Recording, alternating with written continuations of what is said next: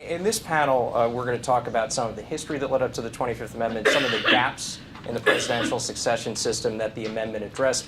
But really, the main focus is going to be on the process that led to the amendment's inclusion in the Constitution, the drafting in Congress, and then the effort to see its ratification in the states. And we're going to have three different perspectives on that process. Dean Ferrick is going to give the perspective of a young lawyer who took the initiative to write an article outlining some of the problems in the presidential succession system and then became involved in the ABA effort. Lowell Beck, who's right next to Dean Ferrick, was the assistant director of the ABA's Washington office when it was first established and soon became involved in the effort to assist the amendment's draft in Congress. And finally, Jay Berman, as we've heard, was a close aide to Senator Bayh and was a legislative assistant to him at the time of the amendment's drafting. But we wanted to start by taking a more general look at what this process, what the amendment of the Constitution, include the 25th Amendment, represents about the role of lawyers in public service. And I think President Klein is the perfect person to speak to that. Well, thank you. The role of lawyers in public service is critical to society, and yet often regrettably unacknowledged by the public. As lawyers, we have a professional obligation to public service, and lawyers embrace that. I see it all the time everywhere I go in this country. Lawyers are public citizens with a duty to furthering public confidence and respect for the rule of law. Indeed, the rule of law is the backbone of our democracy and a just society. The concept of the citizen lawyer was well established even as our great democracy was founded.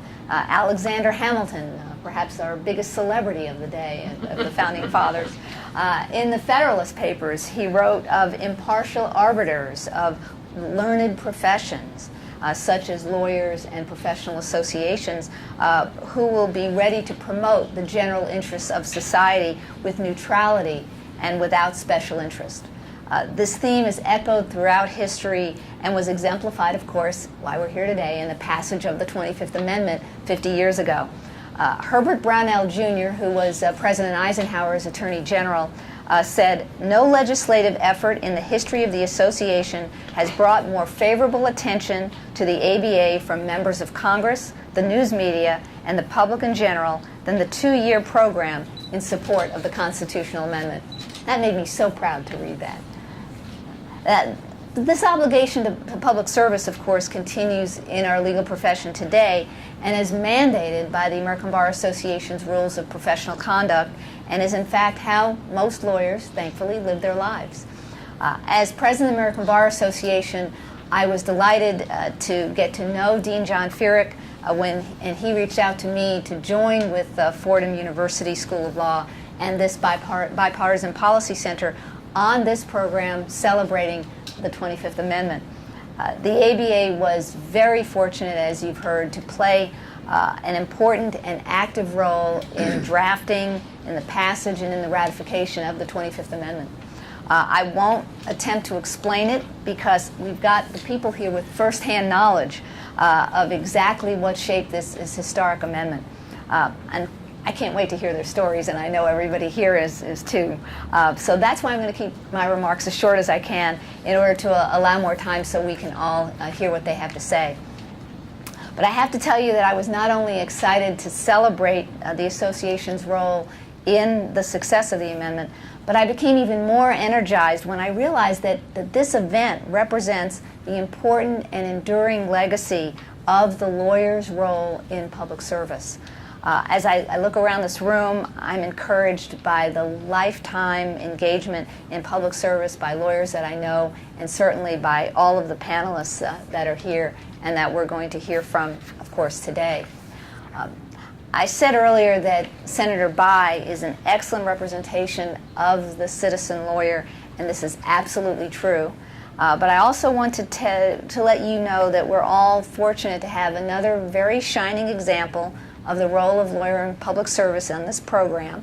And he's going to be very angry at me because I'll probably embarrass him. But I count myself very fortunate to be sitting next to him, and that is Dean John Ferrick, who is another model of the citizen lawyer.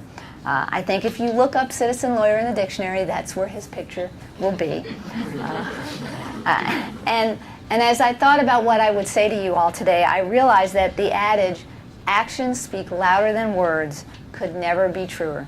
I could sit here and tell you about all the aspirations that all lawyers should and must have to be public servants.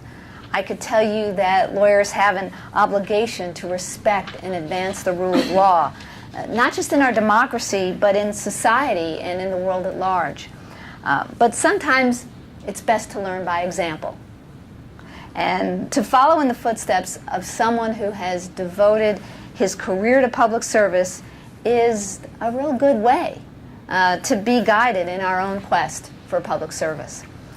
Dean Ferrick's long commitment as a lawyer in public service started as a young lawyer in New York.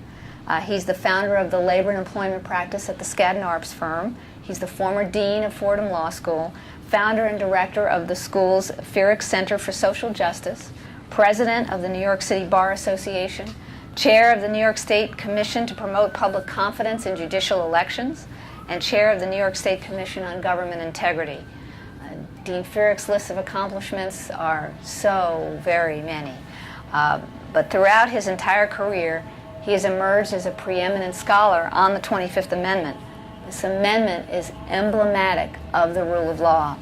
It is an orderly process of succession of power between the president and the vice president, which was created over 50 years ago and yet continues to work well today. No discussion of the lawyer's role in public service, especially one on the 25th Amendment and the role of lawyers in government, would be complete or accurate without an acknowledgement of Dean John Ferrick and his contributions to law and society and the rule of law. Lawyers have done much in public service, and we want to continue to provide role models and examples for young lawyers and law students to follow, and for them to make their own strides and their own achievements in the rule of law. In fact, there's been a renewed sense of public service and public interest in law schools today, and choosing the law as a profession is a lifetime commitment to public service. So thank you for the opportunity to celebrate the amendment and the role of lawyers in public service, because together we must continue to work to advance democracy and the rule of law. Thank you. Well, I'll turn to Dean Ferrick now and hear about how this legacy of being a citizen lawyer began, and it began on this issue of the 25th Amendment back in the early 1960s. I just start by saying it's almost unfair to start with what you said. I just thank you. I'm really humbled by what you said, and really don't feel deserving of what you said, but I've given it my best these past, 56 years. I have 8 minutes, and John, put your hand up, and I have a minute short or something. How did I get involved? I had just graduated from Fordham Law School in 1961. I thought I would eventually like to have a career in politics. I was a student government officer at Fordham College and class representative, and I really loved the political process, and that's where I thought my life would go. And what happened was in the summer of 1961, roughly at the time I graduated, I read an article in the New York Law Journal, I think it was, I have to confirm that, about a problem of presidential disability. What is the meaning of disability? Who determines whether there is a disability? And what happens if the vice president succeeds? Does the vice president become president just for the duration of an inability, or is it for the rest of the term of president? Those ambiguities in the Constitution go back to the framing of the Constitution, the Article 2 succession provision. And it became a real problem in American history when presidents became disabled in office because of the constitutional ambiguities. And it was those ambiguities that principally the 25th Amendment was designed to deal with. And also filling a vacancy in the vice presidency. And there were many occasions when we didn't have anyone occupying the vice presidency. My recollection was 37 years, because the vice president had succeeded to the presidency and on the death of the president, leaving a vacancy in the vice presidency, and there was no mechanism in the Constitution for filling a vacancy in the vice presidency. But what I focused on when I got out of law school was the problem of presidential disability when I read the article. And then a college classmate of mine gave me a folder of clippings from the Eisenhower administration and disabilities that Eisenhower had. And I loved Eisenhower, loved Kennedy, and Eisenhower was lamented that the Constitution provided no guidance to him and his administration for situations such as he endured, disability of a president. So I became fascinated and decided that I didn't understand why there was a problem. And I decided to read everything I could about it. I went in the Army a few months after I graduated, and I kept reading about it. I brought a lot of material with me. I came out of the Army. I got married, and all my wife remembers from our honeymoon and early years was all I wanted to talk about was how to handle the problem of disability of a president, and a real romantic.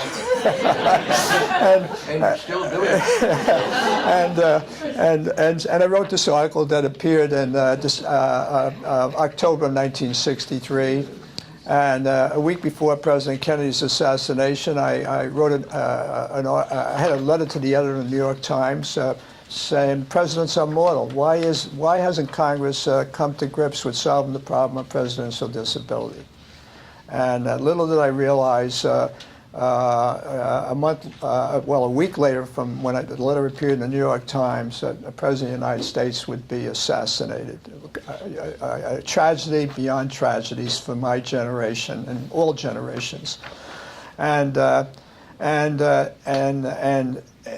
shortly after the assassination, my article gets mentioned in the New York Times the weekend of this, right after the assassination, and all of a sudden, what was an academic study becomes an opportunity to provide education about that area of the Constitution. And I was invited by the American Bar Association to be one of the 12 lawyers that they brought together. We may have had somebody who wasn't a lawyer, but there were 12 of us who brought together to work with Senator Bayh and the Congress, members of both parties, in crafting a solution to the problem of presidential disability. And I was asked in March of '64 if I would chair the Young Lawyers Committee of the American Bar Association. And I was handed a list of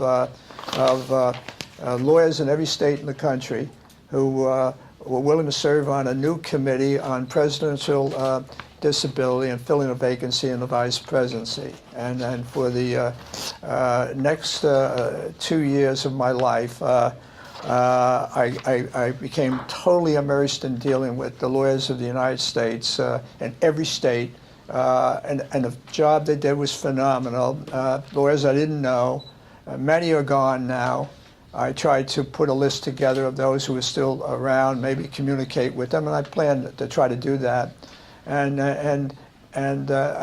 really, there were many heroes with the 25th Amendment, but there were so many lawyers across the country that made a difference in their states in terms of ratification and their members of Congress to support the amendment. And without that effort, in my opinion, it would not have been possible to have an amendment in the United States Constitution. But for the lawyers of America, they had of all parties and no parties. I became an independent, so the career that I thought I would have in politics, I decided that my place in life was to be involved in law reform. And so for 50 years, I practiced law. 21 years at Skadden. I became dean for 20 years, and I hope to make another 20. I've 15 toward that 20.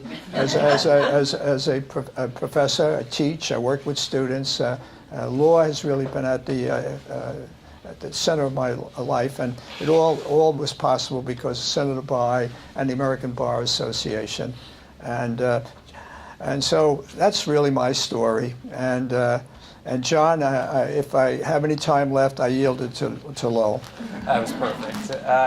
So, Mr. Beck, yeah, let's turn to you. You had a slightly different perspective. Dean Ferrick is the young lawyer, the citizen lawyer working on this issue. You were in the ABA Washington office at this point. What was your perspective on the process of drafting the amendment and then in the ratification effort? Well, first of all, it was fun. It really was, and it had a lot to do with Senator By himself because he's such an enjoyable person.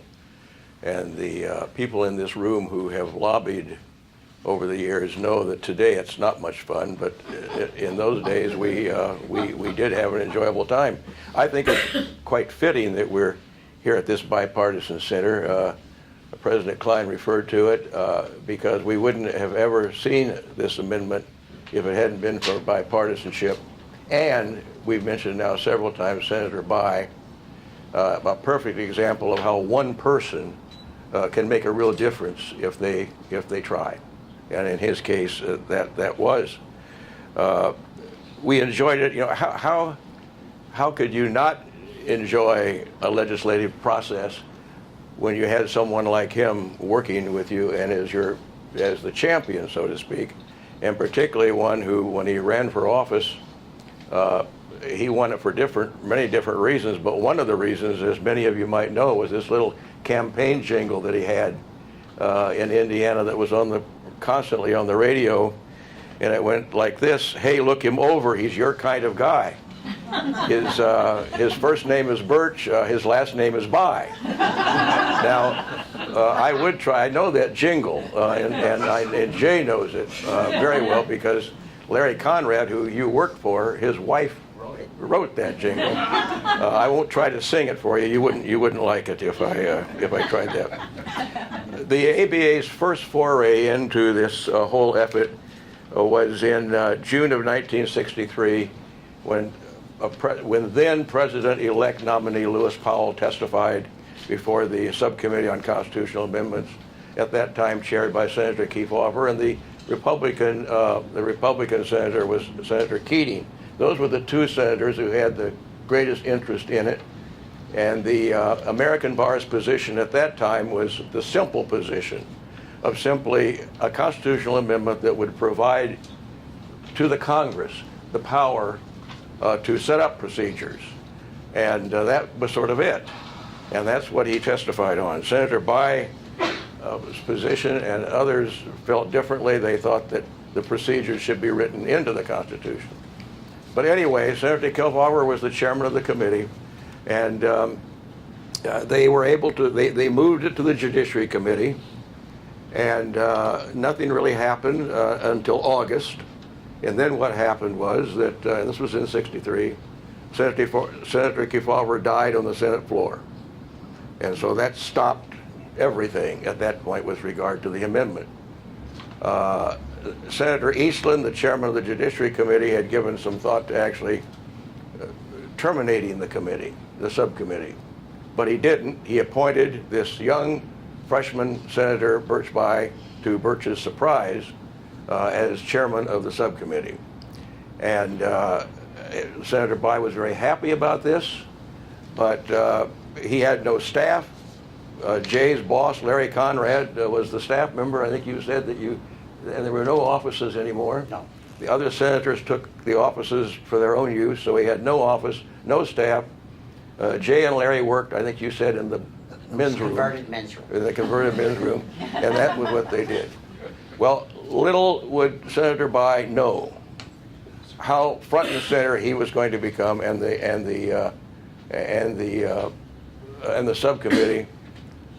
Just a few months later, little did Don Channel, my boss, Linda referred to the new Washington office. He was new in Washington and had just hired me, and I was brand new here from Chicago, right out of law school. Little did we know that our lives were going to change at the same time.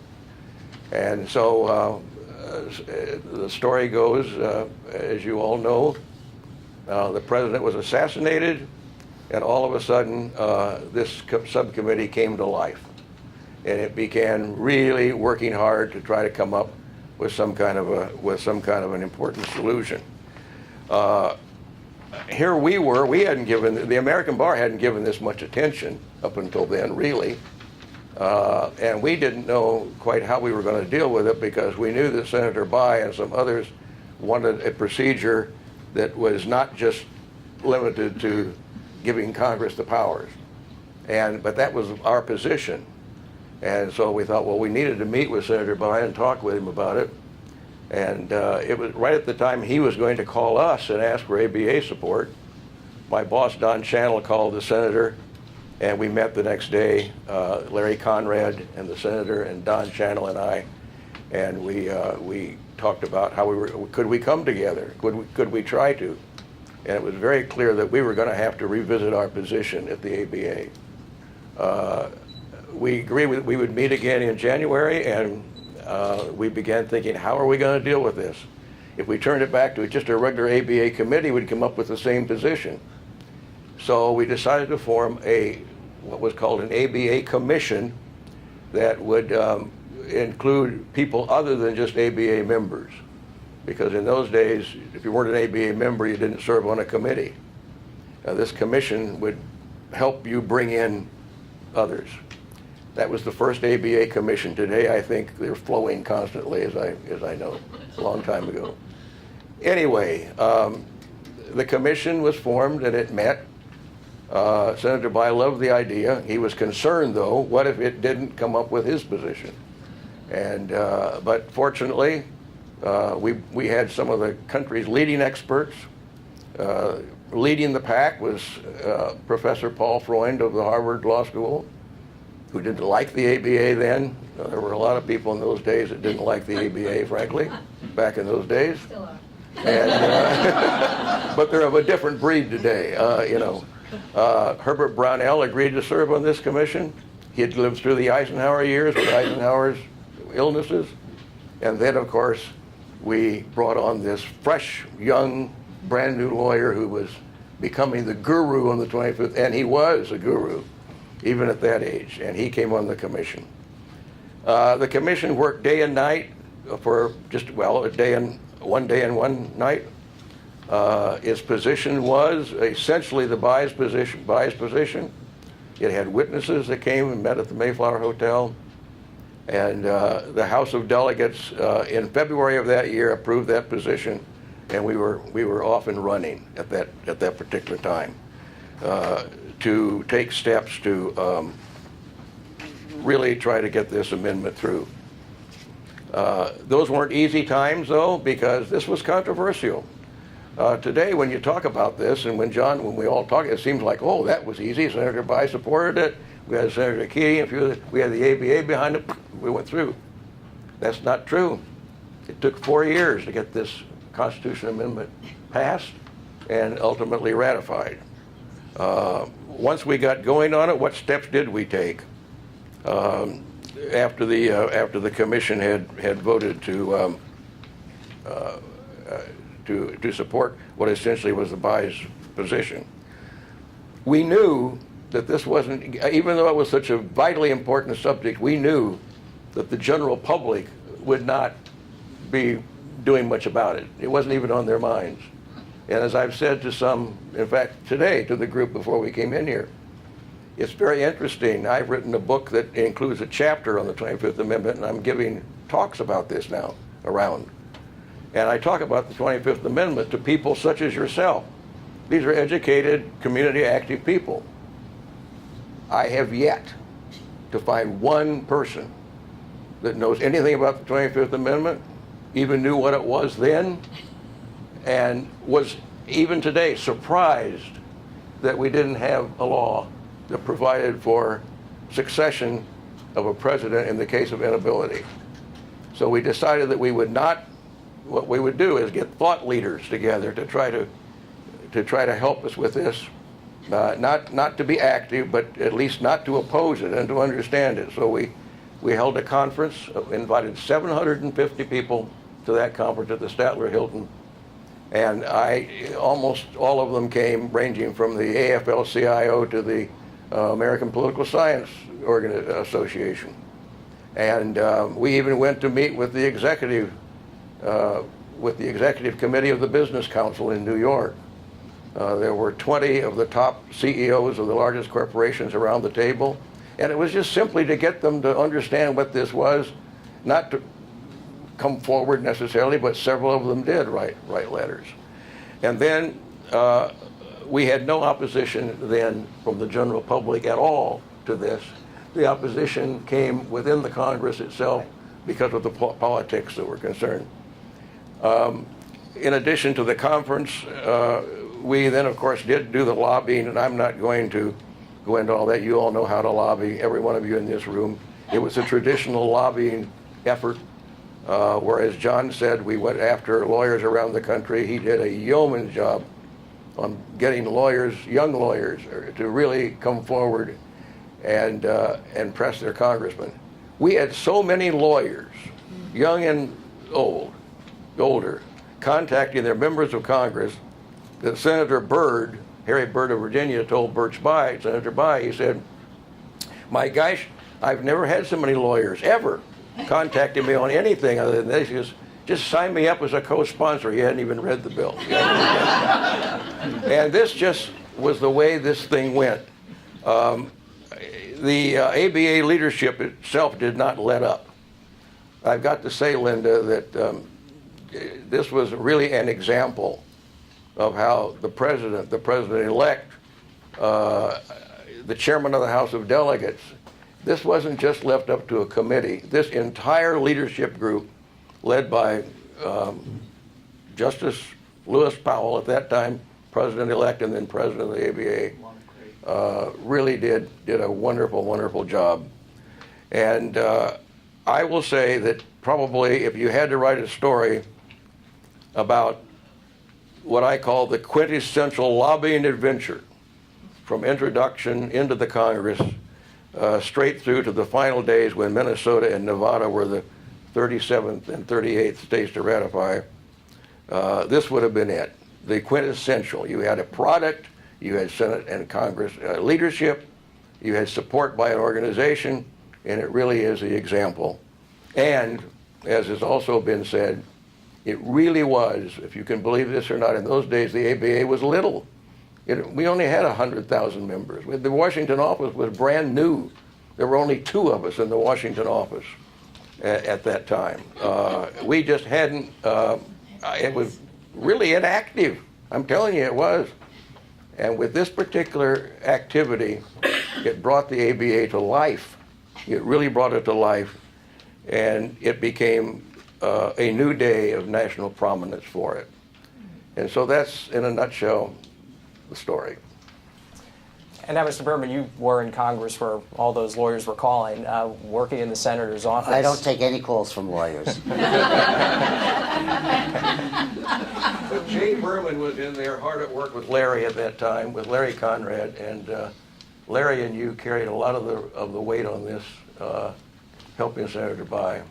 And he was a pleasure, right? He was the greatest guy to work for. Yeah. So that's mine. So what was the story from inside the senator's office? The inside story. Well, you have to put it in context. Birch Bayh was a 36-year-old freshman senator in 1964, and I would say, by all accounts, the most improbable chairman of a Senate Judiciary Subcommittee. The full committee was laden with senators whose names are still reverberating around the halls. The chairman was Jim Eastland, Strom Thurmond, Sam Ervin, John McClellan, Estes Kefauver, and Phil Hart.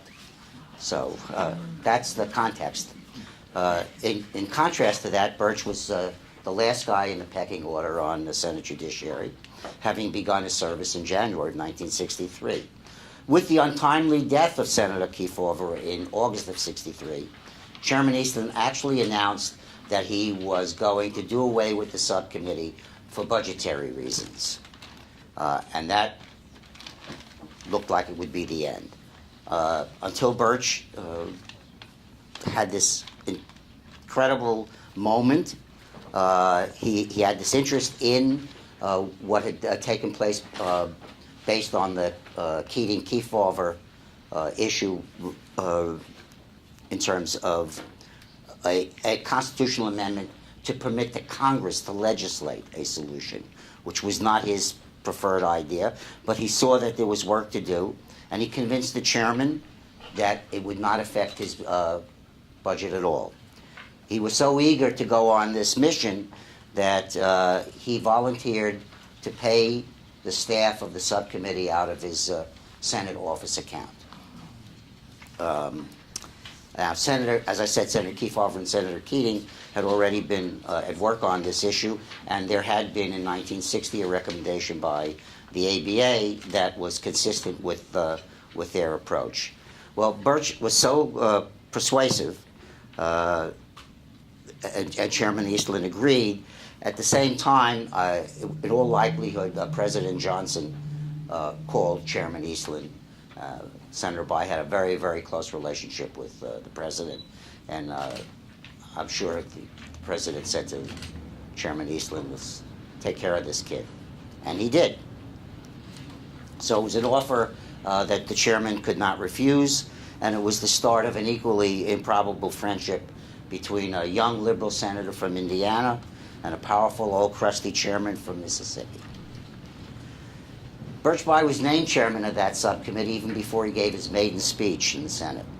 In those days, we call them the good old days, the maiden speech was a long time in coming, and it marked a rite of passage. Truthfully, the Senate subcommittee's chairmanship was a far more important event than any speech Birch could have given. It turned out to be a speech on vocational education, not to minimize vocational education because education was a passion of his, but it turned out that this was a lot more significant. I'm stressed the fact that he was so young and junior in the Senate, and it was a Senate that venerated seniority and rewarded seniority. And that seniority translated itself into power, committee assignments, subcommittee chairmanships, and staff. A freshman senator with a subcommittee chairmanship was not business as usual in the Senate those days, all of which would have led to the logical conclusion that a freshman senator had very little chance of guiding a proposed constitutional amendment to passage. But despite his youth, Birch was a consummate legislator already. He had served in the Indiana House and was the youngest speaker in the history of the legislature and was its Democratic floor leader. He knew what it took to pass a constitutional amendment. The need to make a compelling case for amending the Constitution, bipartisanship, which meant working with Senator Ruska, who replaced Senator Kefauver after Senator Kefauver's defeat in 1964, and the credibility and support of outside experts. It also required a careful and deferential hand in regard to Chairman Seller. Manny Seller was the chairman of the House Judiciary Committee. He had already served 40 years in the House when Birch first approached him about working together on presidential succession and disability. Senator Bayh's legislative skill was best characterized by President Johnson, who was a pretty good legislator himself, and who wrote in One Heartbeat Away, he initiated, brought to fruition, the first major alteration of presidential and vice presidential succession procedures since the ratification of the Constitution. Generating the necessary congressional and state legislative support for this task required intelligence and perseverance. It required a willingness to listen, an ability to explain, and the skill to mediate.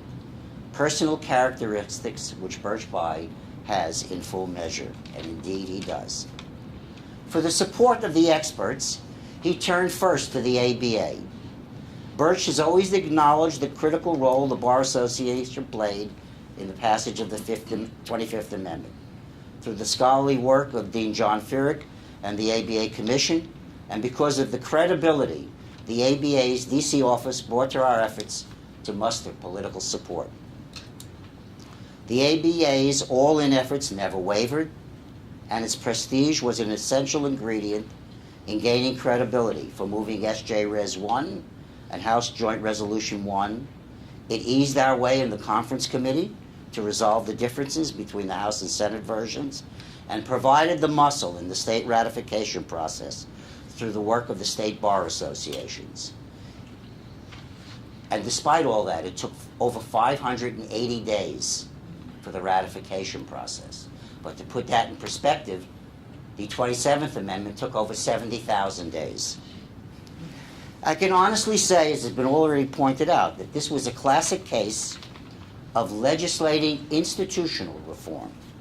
It had nothing to do with politics or party or partisanship. And that is exactly how it has been implemented on the 6 occasions that Sections 2 and 3 have been invoked. And if you go and look, for example, in the Ford Presidential Library, there are a series of letters from President Ford to Birch talking about Birch's view of the transition and thanking him for having established a procedure that works so easily. Again, on behalf of Senator Bayh, I want to reiterate his gratitude to the ABA for its support and the role it played. The amendment has served the country well, and all ABA members should take pride in the association for its work in strengthening the government and providing constitutional continuity when necessary. It is hard to imagine similar transitions working quite as well in any other democratic system anywhere else in the world.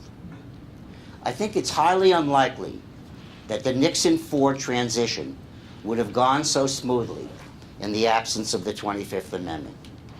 And it certainly would have taken a very long and different path had the Keeting-Kefauver proposal been in place, and Congress would have been forced to act. Just think back to the troubled landscape of the early 1970s, and you will see how readily and how well the 25th Amendment has served this country. Thank you. Well, we're going to get to questions in just a second, but I wanted to pick up on something that you said, Mr. Burham. You talked about the elements that were necessary for this effort to succeed. This was such an extraordinary effort. It was an effort to solve a major national problem. It was done on a bipartisan basis, and it involved regular citizens, lawyers getting involved. What can we learn about this process, that can be taken into today? The rest of the panel's thoughts on, what some of the necessary elements for that kind of success are in the future. Well, the interesting thing is the one ingredient that really wasn't in the equation was popular support. The public had very little interest or knowledge or cared about something like this, and I would say that the vast majority of Americans probably thought, well, there's someplace in the Constitution that provides for this. What do you need? What do you need more for? In some respects, that permitted the group of people who saw it as an issue that needed to be addressed, it gave them some running room and permitted them to work out some things. As has been pointed out, the Bar Association's original endorsement was of Kefauver-Keating, which would have proposed a constitutional amendment that authorized Congress to deal with the issue. That was never the approach that the senator had. He always believed, given the gravity of the situation, you didn't want to leave it to the vagaries of Congress and legislating, that it was important enough to amend the Constitution and provide within the amendment the necessary procedure for resolving those issues. But we're in a totally different political environment today. So it's very hard. Most of the things that go on today are based on how do you stop something from happening.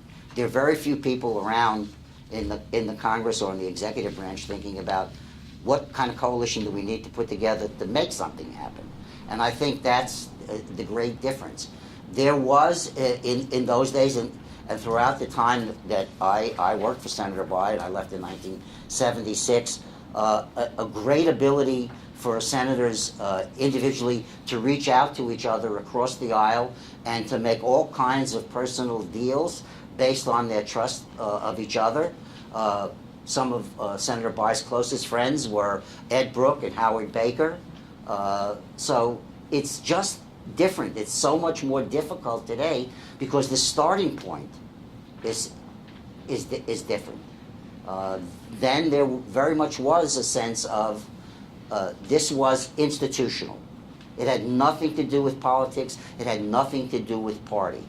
And it started out that way, and it stayed that way. Regardless of which forces entered in the process, it was always explained that, hey, this is what we're trying to do. You know, if you have some personal things, leave them at the door. I mean, quite frankly, we never had a very, very close or even collegial relationship with Senator Ruska. But we worked together on the 25th Amendment because he picked up the mantle when Senator Keating was defeated. And it worked.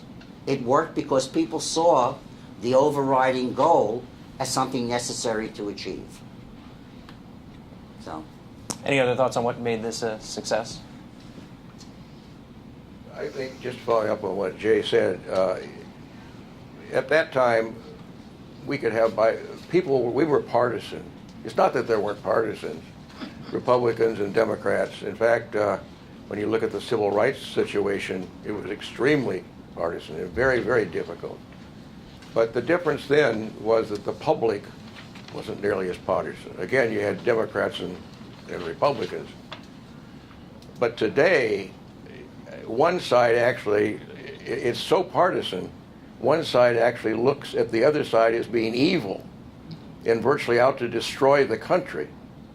And they really feel that way. You get out into the country, they feel that way. And so this whole question of how do you get this kind of thing through is very difficult. There was another bipartisan effort, though, in those days that I just think about all the time. How in the world can we ever repeat it? And it was on the Civil Rights Act of 1964, when Senator Dirksen responded to Lyndon Johnson by saying, yes, I'll help you on this, to break a filibuster. And the two of them got together. It almost makes me shiver a little bit to think about it compared to today. They got together along with Bill McCulloch, Congressman McCulloch, the Republican leader of the House Judiciary Committee. And without them, without McCulloch and Dirksen, we wouldn't have seen a civil rights bill when we did. That was real bipartisanship on the most volatile issue of the day. But so help me, Jay, I don't know that we would see that today.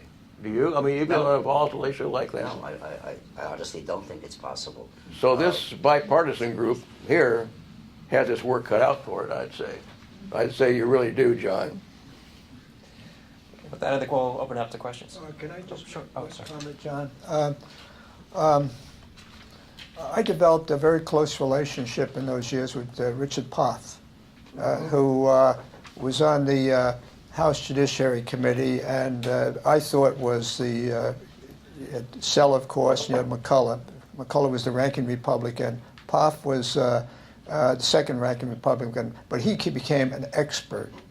And I had a lot of correspondence with him, which is in my files, over a period and he played a critical role in filling out the details of Section 4 of the amendment, and was committed to a solution. Even though there were differences between the two houses on the time provisions of the amendment. And when the amendment left Congress on July 6th, 1965, he sent me a letter, and he lamented that nowhere was there any recognition and praise of the Republican Party by the media. And he said, that doesn't seem right. He said, because it takes two houses of Congress to propose an amendment to the Constitution, and it takes a 2/3 vote of both houses of Congress to propose a constitutional amendment. And I was very saddened by the letter, and I sent him a response. His letter was July 8, 1965, 2 days after it was sent out to the states, the amendment. And I said, you should, I said, I understand, Representative, your feelings, but this amendment would not be in the Constitution without the work of President Eisenhower and what he did, Herbert Brownell, and in every single American Bar Association publication, the leadership of both parties was there from every moment of the process. So I regret that it was not possible for you to feel that support from the media at the time. And I'm happy to share those communications with you at some point. Wow, I look forward to that. I just wanted to add that lawyers are the guardians of the rule of law, and this is the kind of thing that galvanizes the bar. And that's what's exciting about hearing this story, is how lawyers realized that they were uniquely able to comment on this and to rally the public, and they did. Martin Frost, I'm a former congressman. I have always heard, and I would like your view as to whether this was accurate, that one of the things that helped rally public support for this idea was the stark vision on television of Lyndon Johnson, and a first address to a joint session, a president with a history of heart trouble, and was seated behind him were McCormick and Hayden, two very elderly-looking members, one of whom was really elderly, and who were the next two people in line for succession to the presidency. Did in fact that play a role? Congressman Frost, I was hoping that question wouldn't come up. It played a role in the sense that the visual was so overwhelming that it did impact people's thinking, and eventually even led President Johnson to send a proposal to Congress itself dealing with this issue, and eventually support for Senator By's proposal. Yes, I remember that vividly. I have that picture imprinted on my mind. I can't remember how old Senator Carl Hayden was, but 90, I believe. Yeah, it was. And there was a point at which I believe that Senator By personally visited with both Senator Hayden and Speaker McCormick to say to them, in whatever words he found, that this was not something that he was doing that should reflect negatively on them, that it was institutional, and that basically is it. But it's the same thing when he first went to see Manny Seller. It was, the age difference was staggering. The reason I ask that is I often do tours on the floor of the House when Congress is not in session, and I point up to the rostrum and I make that observation that in fact that what happened about these two elderly gentlemen seated behind the president, and that being one of the things behind amending the Constitution. Yeah, I think it was certainly on people's mind, and I think made it so much easier to think of why it was important to do this. Can I just add to that? That was certainly relevant, the age of the leaders of Congress in terms of filling the vacancy by provision of the amendment. But the core driving force of the amendment was to deal with disability of a president in the face of having lost a young leader of our country. Had put the question out there in the media, well, what would have happened if President Kennedy had lived and was disabled? How would we have dealt with that? So I think that part of the amendment made it possible to have the amendment, and we would not, in my judgment, would not have an amendment but for the disability provisions. Sure, over there.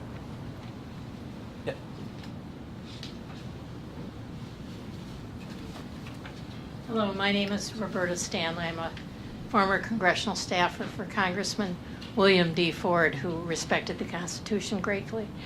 I'm wondering, the elephant in the room perhaps is, you've kind of alluded to physical disability, but what about mental acuity and mental disability, and how do we approach that?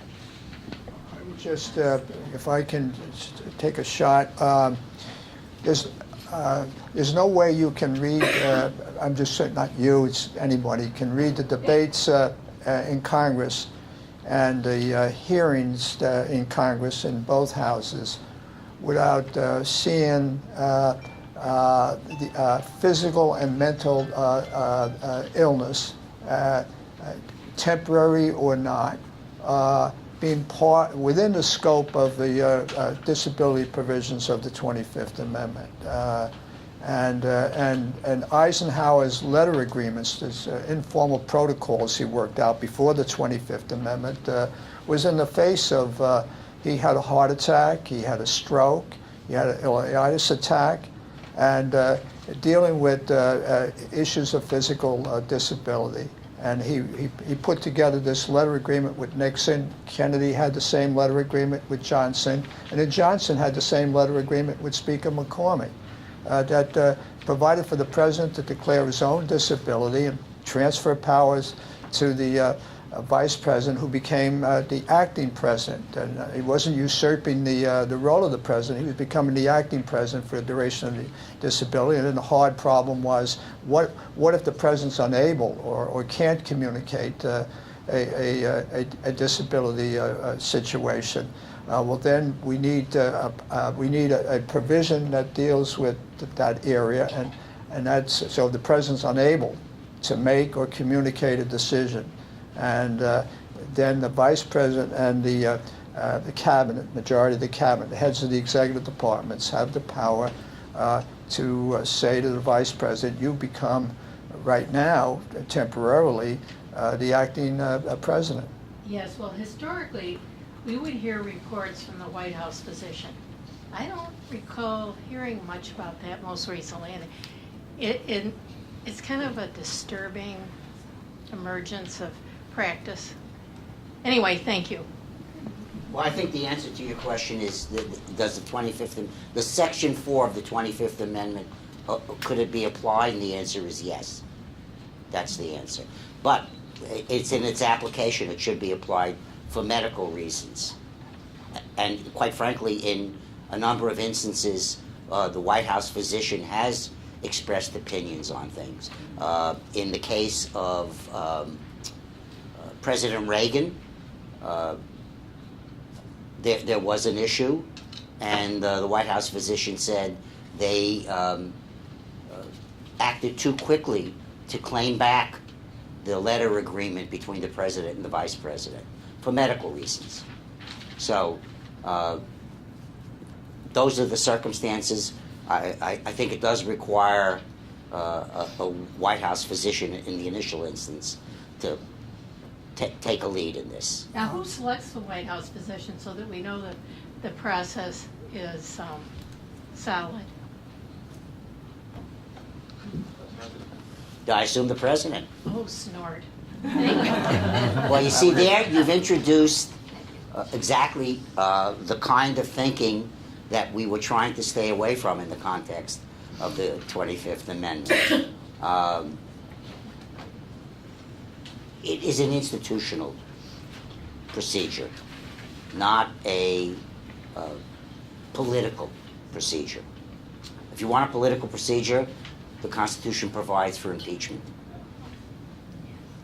I don't think it was contemplated ever on our behalf when we were doing the 25th Amendment that it would be invoked. And in fact, let me point out to you that as a result of the application of the 25th Amendment in the case where President Nixon resigned, appointed Gerald Ford to be vice president, and then President Ford appointed Governor Rockefeller to be vice president, we had a Democrat's proposal enacted into the Constitution that led to 2 Republicans serving as president and vice president who had never been elected.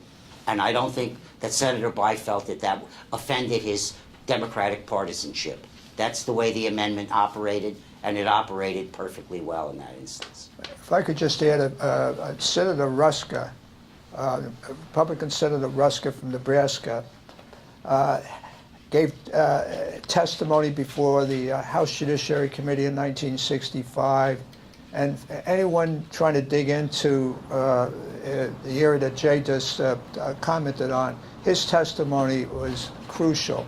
Talked about the possibly needing medical information, but it had to be done judiciously, based on the reliable facts, not based on political differences or ideological differences. So anyone wanting to pursue that area should take a look particularly at Senator Ruska's testimony, and also Senator Bayh and Senator Robert Kennedy's discussion of what was intended by the amendment on June 30, 1965 in the Senate debates. So I would be looking at terms of that area, Bayh and Kennedy, Poff has a lot to say about that, and Senator Ruska. Sure. Over here. Other than the Keating issue, what were the controversies, and were there any compromises made, and what were the issues when it went for ratification? Well, I'll tell you one that was significant right up at the end, and you'll laugh at this because it was such a small thing, but to the Congress, the House and the Senate, it wasn't a small thing. In the middle of right after the so-called, they thought final conference was held, Senate-House conference, Senator Bayh called Lewis Powell. I keep mentioning him because he was so involved. He says, I've really got to have your help. This is a serious matter. We're all hung up on the number of days that the Congress will have to act after the cabinet indicates that the president is disabled. And he said, the Senate wants 21 days and the House wants 10 days, and they're not giving. We absolutely ended the conference, completely hung up, and here we thought we were going to come out of it today with the conference completed. And he said, we don't know what to, he said, I don't know what to do because I can't convince Congressman Seller. So Mr. Powell came to Washington and he met with the Republicans and Democrats on the House side to see what he could do, and they said, well, okay, they would try. He said, the 10 days just isn't, it's kind of unreasonable. It just is not really enough. Well, they still weren't necessarily giving on it, and so Lewis Powell didn't know quite what was going to happen, nor did Senator Bayh. Mr. Powell went over to the senator's office to report to him on what the conversation was, and they went to the airport together.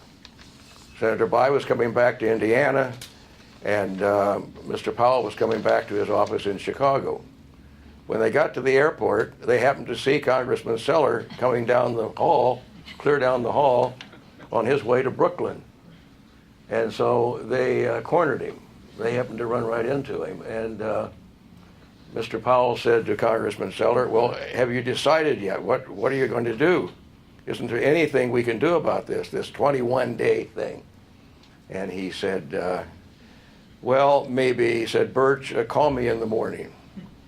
And so Senator Bayh called him in the morning, and he said, you can have your 21 days. Well, you know why? Because I'm from Brooklyn, and Manny Seller did that as a favor to me. Oh,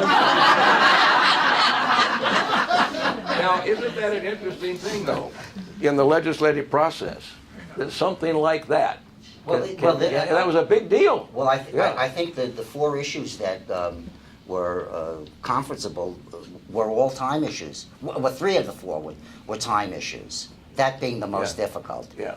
Going back to part of what your question was in the state legislatures, the provision for filling a vacancy in the vice presidency. There was concern about the fact that the president could choose his or her successor. Of course, it would require a majority of both houses of Congress. So that was that played out in there was a law review article in South Carolina by Professor George Hambaugh, and I got a call from Senator By's office if I would respond to that article in South Carolina Law Review at the time, which I did. But it was focused that he had spread his article through a number of southern states to oppose the amendment because it would give that president the power to nominate a successor. And in Maryland and a few other states, they didn't know what disability was. They were not clear on disability.